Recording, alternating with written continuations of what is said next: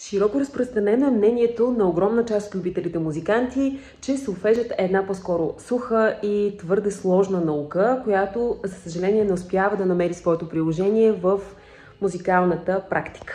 Действителност обаче е точно обратното, защото именно слуховото обучение е в основата на всяка изпълнителска дейност. И тъй като цялата изпълнителска практика се основава именно на усъвършенстването на музикалния слух, тук в Highlight, в курсовете по солфеж, имаме за цел преди всичко да развиваме музикалния слух посредством всякакво разнообразие от упражнения и задачи, като например отгатване на интервали на акорди, възпроизвеждане, развиване на метроритмическия усет и така нататък.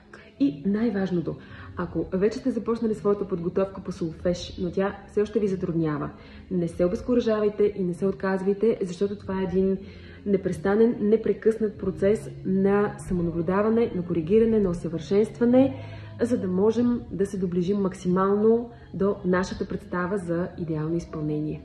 Успех!